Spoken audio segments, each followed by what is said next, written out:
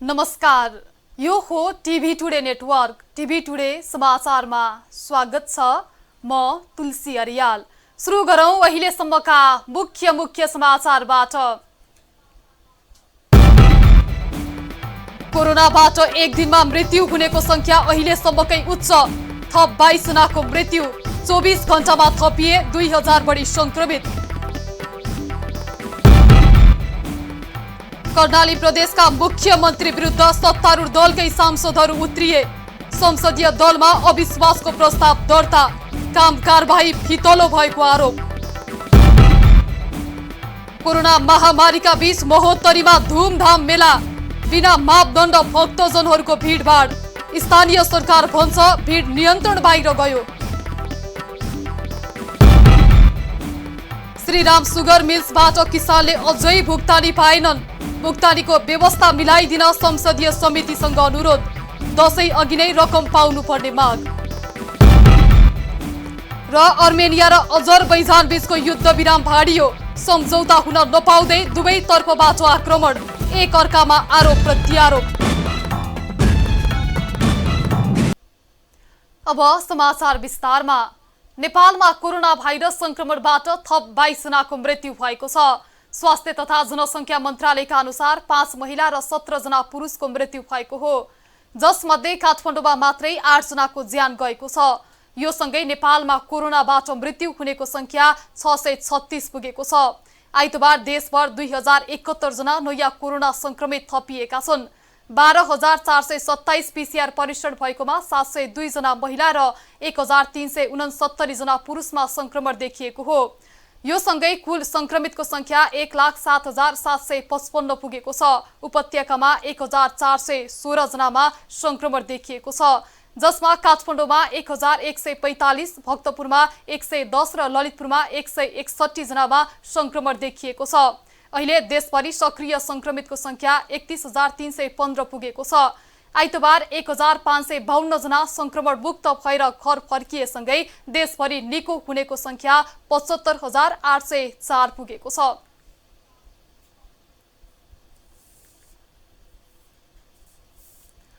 सरकारले कोरोना संक्रमण नियन्त्रणका लागि पुनः लकडाउन हुन सक्नेतर्फ सबैलाई सचेत गराएको छ। सरकारले गरेका आग्रहको नागरिक स्तरबाट अवज्ञा भए पुनः लकडाउन हुन सक्नेतर्फ सरकारले सचेत गराएको हो।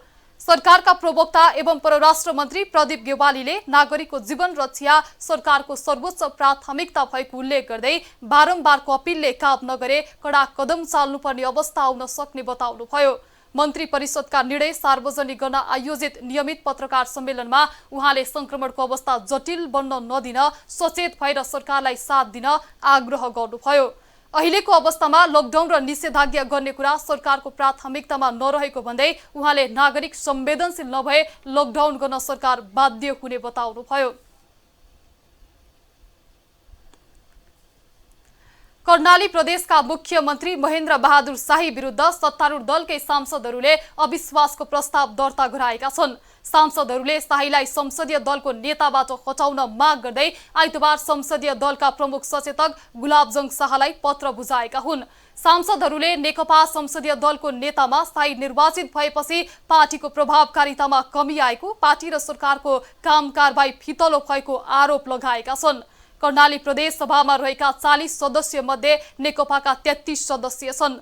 संविधानको धारा 188 अनुसार मुख्यमन्त्री विरुद्ध प्रदेश सभामा 1/4 सदस्यले अविश्वासको प्रस्ताव दर्ता गराउन सक्नेछन्। महोत्तरीको लोहारपट्टी नगरपालिकामा प्रत्येक 3 वर्षमा मलमासमा लाग्ने गरेको गेरुका मेला हेर्न आउनेको घुइँचो लागेको छ। कोरोना महामारीको जोखिममा मेला नलगाउने नगरपालिकाको निर्णयका बावजुद गेरुका नदीमा स्नान गर्न आउने क्रम रोकिएको छैन। एक रिपोर्ट। महोत्तरीको लोहारपट्टी नगरपालिकामा प्रत्येक 3 वर्षमा लाग्दै आएको गेरुका मेला यस वर्ष कोरोना महामारीको जोखिमका कारण आयोजना नगर्न स्थानीय सरकारले सूचना नै जारी गरेको थियो। तर मलमासको समयमा लाग्ने गरेको यो मेला भर्न भक्तजनहरू आउने क्रम भने रोकिएको छैन। यो दृश्यमा प्रष्ट देख्न सकिन्छ भक्तजनहरू स्थानीय सरकारको सूचनाको पालना नै नगरी मेला भर्न आएका छन्। त्यति मात्र होइन, स्वास्थ्य सुरक्षाको मापदण्ड बिना नै भक्तजनहरू भिडभाडमा सामेल भएका छन्। तर मेलामा आउने भक्तजनहरू भने गेरुका धामको पवित्र नदीमा स्नान गर्नाले पुण्य प्राप्ति हुनुका साथै विभिन्न रोग निको हुने विश्वास व्यक्त गर्छन्। यो जनआस्थाको विषय हो। मान्छेले भरिसके आफ्नो श्रद्धा भाकल गर्छन् र भाकल बमोजिमका जुन मनोभावनाहरू हुन्छ त्यो मनोभावना पुरा हुन्छ।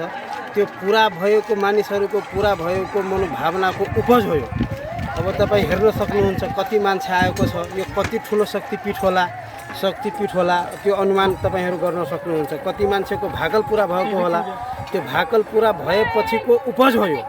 त्यही भएर यति भिड छ। हुन त यो लकडाउन छ, लकडाउनमा यो भिडभाडले कोरोना धेरै सङ्क्रमित हुने एउटा आशंका पनि छ, डर पनि छ। तर पनि मान्छेले आफ्नो जुन मनोभावना पुरा भएको छ त्यो मनोभावनालाई पुराको भाव अर्पण गर्न आएको छ यहाँ। जनकजी महाराज पूजा करथि।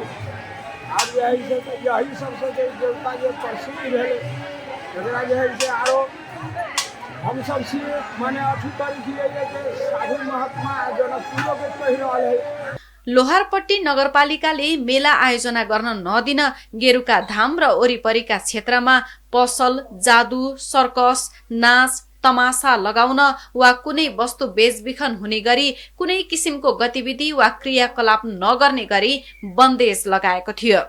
लोहारपट्टी नगरपालिकाका प्रमुख शैलेन्द्र कुमार यादव भने मेला लाग्न नदिन प्रहरी परिचालन गरिएको भए पनि लाखौंको संख्यामा दर्शनार्थीहरू आएकाले नियन्त्रण गर्न नसकिएको स्वीकार गर्नुहुन्छ।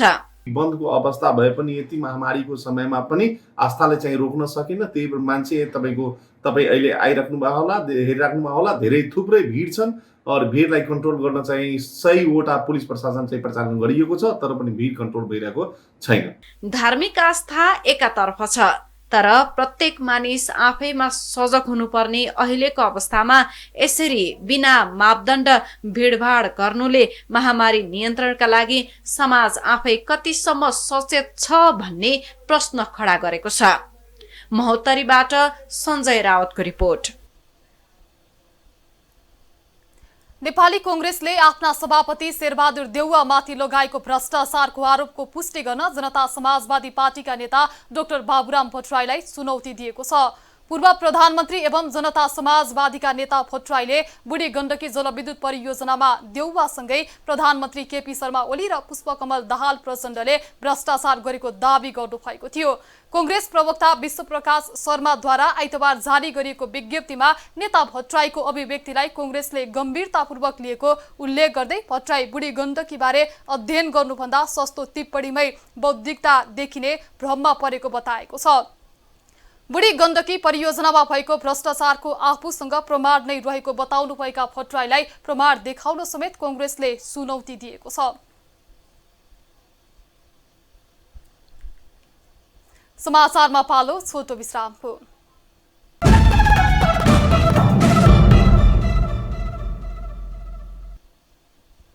अब बाँकी समाचार। चिकित्सा शिक्षामा सुधारको माग राख्दै आमरण अनसनरत डाक्टर गोविन्द केसीले आइतबार अनसन तोड्नु भएको छ।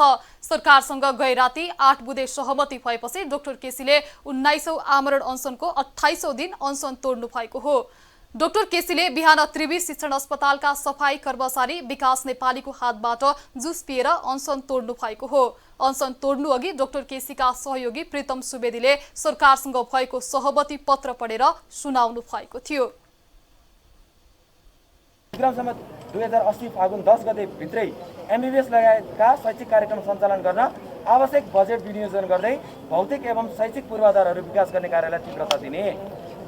पोखरा स्वास्थ्य विज्ञान प्रतिष्ठानमा हाल स्नातकोत्तर तहको शैक्षिक कार्यक्रम सुचारू रहेकोमा राष्ट्रिय चिकित्सा शिक्षा ऐन 2075 बमोजिम निर्धारित समयावधि विक्रम सम्वत 2080 फागुन 10 गते भित्रै एमबीबीएस लगायतका शैक्षिक कार्यक्रम सञ्चालन गर्न पर्याप्त बजेट विनियोजन गर्दै भौतिक एवं शैक्षिक पूर्वाधारहरू विकास गर्ने कार्यलाई तीव्रता दिने।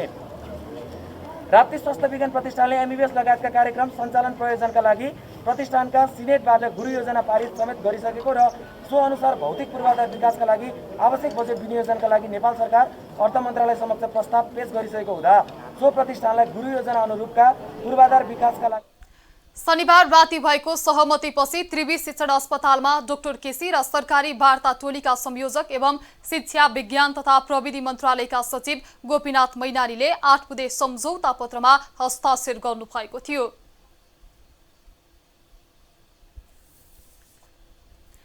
नेपाली कांग्रेसले डाक्टर गोविन्द केसी र सरकारबीच भएको सहमतिको स्वागत गरेको छ। कांग्रेसका प्रवक्ता विश्व प्रकाश शर्माले विज्ञप्ति जारी गर्दै चौतर्फी दबावपछि भएको सहमतिमा कांग्रेस सकारात्मक रहेको उल्लेख गर्नुभएको हो। सहमतिलाई हामीले सकारात्मक रूपमा लिएका छौं, विगतमा पनि सहमति उल्लङ्घन गरिएका उदाहरण रहेको भन्दै कांग्रेसले खबरदारी जारी राख्न सबैमा अपील समेत गरेको छ। यसैबीच डाक्टर केसी र सरकारबीच सहमति भएपछि नेपाल चिकित्सक संघले आन्दोलनका सबै कार्यक्रम फिर्ता लिएको छ। संघले देशभरका स्वास्थ्य संस्था तथा अस्पतालका आकस्मिक र कोभिड-19 बाहेकका सबै सेवा बहिष्कार गर्ने कार्यक्रम तय गरेको थियो।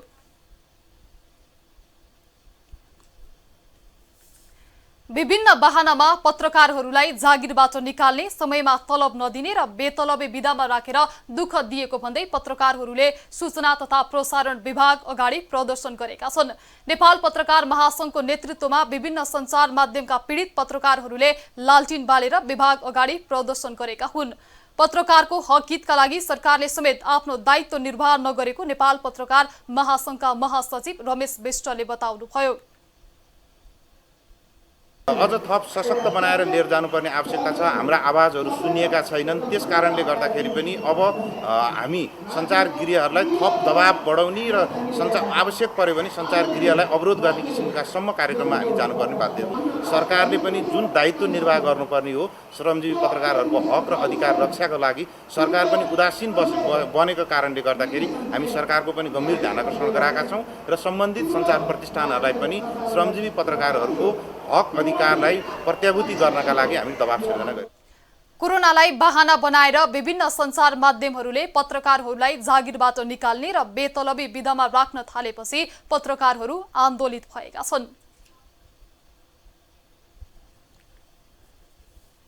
किसानले उत्पादन गरेका वस्तु सोझै उपभोक्ता माझ पुग्ने गरी कास्कीको पोखरा महानगरपालिकाले ठाउँ ठाउँमा किसान बजार सञ्चालनमा ल्याएको छ। महानगरले यो कामको सुरुवात गरेसँगै किसानको उत्पादन बिचौलिया हुँदै उपभोक्तासम्म पुग्दा किसानले उचित मूल्य नपाउने र उपभोक्ताले महँगो मूल्य तिर्नुपर्ने बाध्यता हटेको छ। एक रिपोर्ट।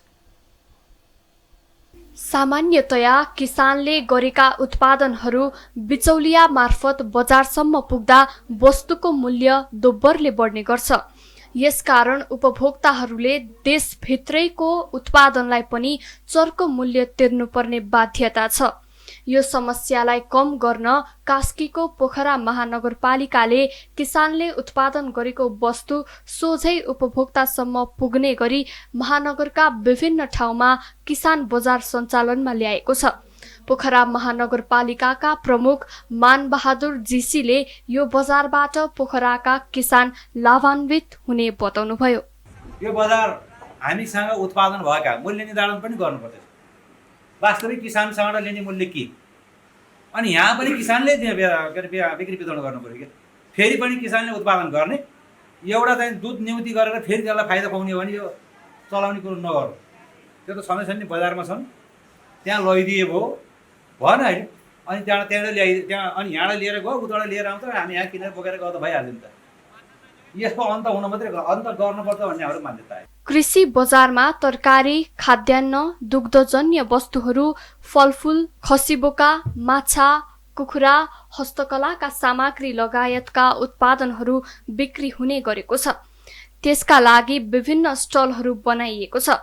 किसानले उत्पादन गरेका वस्तु 1-2 दिन राख्नु परे पनि उचित व्यवस्थापनका लागि कोल्ड स्टोरको व्यवस्था गरिएको पोखरा महानगरपालिकाका कृषि महाशाखाका प्रमुख मनोहर कडरियाले जानकारी दिनुभयो। यहाँ उत्पादन भएका चिजहरू नेटवर्किङ गरेर त्यहाँ यता नभएको उता नभएको यता गर्ने गरी हाम्रो यसको मुख्य उद्देश्य भनेको चाहिँ स्थानीय उत्पादनलाई स्थानान्तरण गर्ने, स्थानीय उत्पादक कृषकलाई चाहिँ प्रवर्धन गर्ने र भोलिका दिनमा अब अनुदान दिँदाखेरि पनि अब प्लास्टिकलाई यो ला भनेर लाउनुभन्दा बजारमा उत्पादन यस्ता मार्केटमा लिएर आएको उत्पादनको आधारमा अब हामीले अनुदान पनि त्यसरी दिने आगामी दिनमा। अब हाम्रै मार्केटमा कहाँ लगेर बेच्ने त भन्दा यहाँ ल्याएर बेच्नुहुन्छ। अनि यहाँ बिक्री नभएका चिजहरूलाई व्यवस्थापन गर्नको लागि चाहिँ यहाँ सागहरू ओइलेर जान्छ, अरू चिजहरू ओइलेर जाने ठाउँमा चाहिँ हामीले फेरि सानो कोल्ड रुम यहाँ लिएर आउँदाखेरि 2 दिन 3 दिनसम्म हामीले राख्न सकिने, त्यो 3 दिनसम्म राख्न सक्ने बित्तिकै चाहिँ यहाँ ओइलाएर नजाओस्।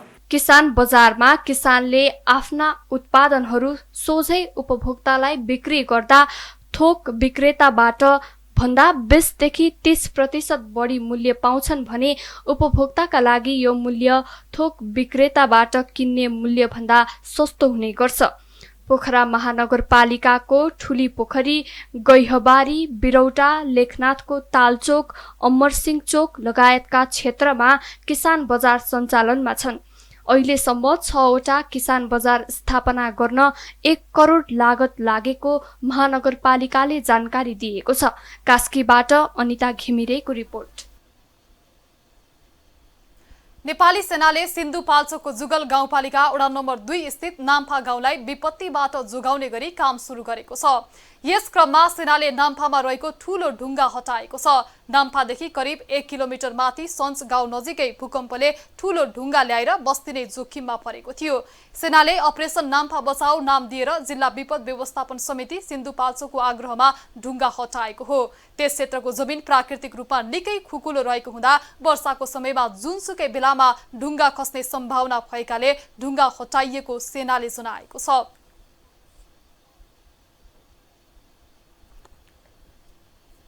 समाचारमा फेरि छोटो विश्राम।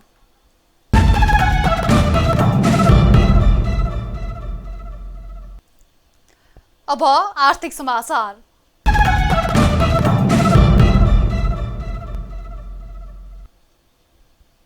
रौतहटको श्रीराम सुगर मिल्सबाट पाउनुपर्ने भुक्तानी पाउने व्यवस्था मिलाइदिन भन्दै उखु किसानहरूले संसदीय समितिमा ज्ञापन पत्र बुझाएका छन्। प्रतिनिधि सभाको उद्योग तथा वाणिज्य र श्रम तथा उपभोक्ता हित समितिमा आइतबार ज्ञापन पत्र बुझाउँदै उखु किसानहरूले श्रीराम सुगर मिल्सबाट आफूहरूले पाउनुपर्ने भुक्तानी छिटो पाउने व्यवस्था मिलाइदिन माग गरेका हुन्। रकम दशैं अगाडि जसरी भए पनि पाउनुपर्ने, उद्योगका श्रमिक कर्मचारीले 5 महिनाको तलब भत्ता तथा 1.5 वर्षको सञ्चय कोष गरी करिब 4 करोड रुपैयाँ तथा अन्य सेवा सुविधा दशैं अगाडि नै पाउनुपर्ने, उद्योग पुनः सञ्चालन हुनुपर्ने, माननीय सभापतिज्यूबाट हाम्रा मुख्य मागको श्रीराम सुगर मिल्सले 2077 साउन 11 गते सूचना प्रकाशन गरी सदाको लागि उद्योग बन्द भएको जानकारी गराएको थियो। उद्योगबाट पाउनुपर्ने 41 करोड रुपैयाँ दशैं अघि नै पाउने व्यवस्था मिलाइदिन पनि किसानहरूले समिति समक्ष माग गरेका छन्।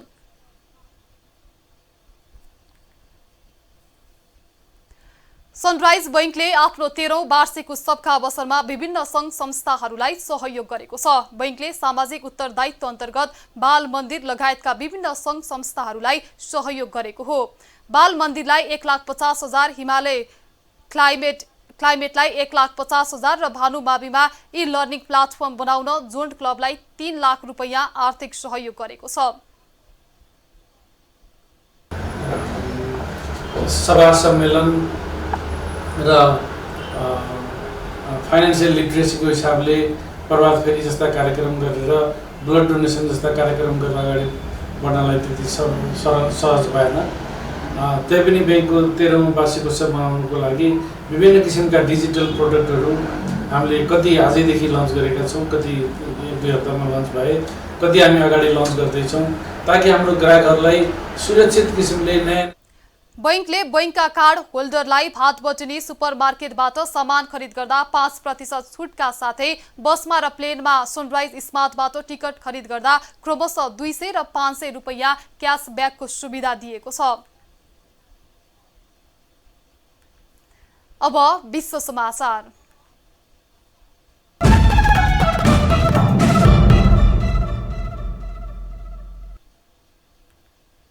अर्मेनिया र अजरबैजान बीच विवादित भूमिको विषयलाई लिएर जारी युद्ध रोक्नका लागि रुसको सहयोगमा भएको युद्ध विराम उल्लङ्घन भएको छ।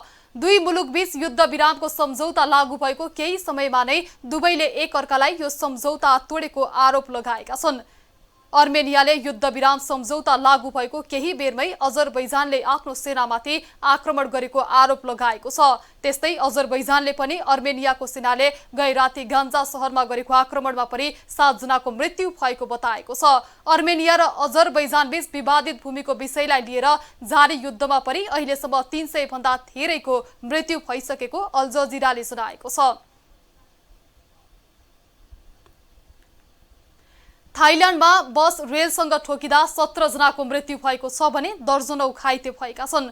आइतबार बिहान 8 बजे राजधानी बैंकक भन्दा 50 किलोमिटर पूर्वतर्फ रहेको स्थानमा दुर्घटना भएको हो। बसमा बौद्ध मार्गीहरू तीर्थयात्राका लागि रहेको थाई प्रहरीलाई उद्धृत गर्दै बीबीसीले जनाएको छ। दुर्घटनापछि बसका टुक्राहरू रेलवे ट्र्याकमा छरिएका थिए भने बसलाई निकाल्न क्रेनको प्रयोग गरिएको थियो। थाइल्यान्ड विश्वमै धेरै दुर्घटना हुने मुलुकको दोस्रो स्थानमा रहेको छ। समाचार सकियो। समाचारबाट बिदा लिनु पूर्व मुख्य समाचार फेरि एकपटक। कोरोनाबाट एक दिनमा मृत्यु हुनेको संख्या अहिलेसम्मकै उच्च, थप 22 जनाको मृत्यु। 24 घण्टामा थपिए 2000 बढी संक्रमित। कर्णाली प्रदेशका मुख्यमन्त्री विरुद्ध सत्तारूढ दलकै सांसदहरू उत्रिए। संसदीय दलमा अविश्वासको प्रस्ताव दर्ता, काम कारबाही फितलो भएको आरोप। कोरोना महामारीका बीच महोत्तरीमा धुमधाम मेला, बिना मापदण्ड भक्तजनहरूको भिडभाड। स्थानीय सरकार भन्छ भिड नियन्त्रण बाहिर गयो। श्रीराम सुगर मिल्सबाट किसानले अझै भुक्तानी पाएनन्। भुक्तानीको व्यवस्था मिलाइदिन संसदीय समितिसँग अनुरोध। दशैं अघि नै रकम पाउनुपर्ने माग। र अर्मेनिया र अजरबैजान बीचको युद्धविराम भाडियो। सम्झौता हुन नपाउँदै दुवै तर्फबाट आक्रमण, एक अर्कामा आरोप प्रत्यारोप। हामीलाई TV today Nepal apps download गरी विश्वभर प्रत्यक्ष हेर्न सक्नुहुनेछ। साथै www.tvtoday.news.com मा गई हेर्न र पढ्न सक्नुहुनेछ भने फेसबुक, युट्युब र ट्विटरमा समेत फलो गर्न सक्नुहुनेछ। विकास निर्माण र जनसरोकारका विषयमा हाम्रो आवाज जारी छ। अहिलेलाई सम्पूर्ण समाचार युनिटका साथ म तुलसी अरियाल पनि बिदा चाहन्छु। टिभी टुडे एचडी हेर्दै गर्नुहोला। नमस्कार।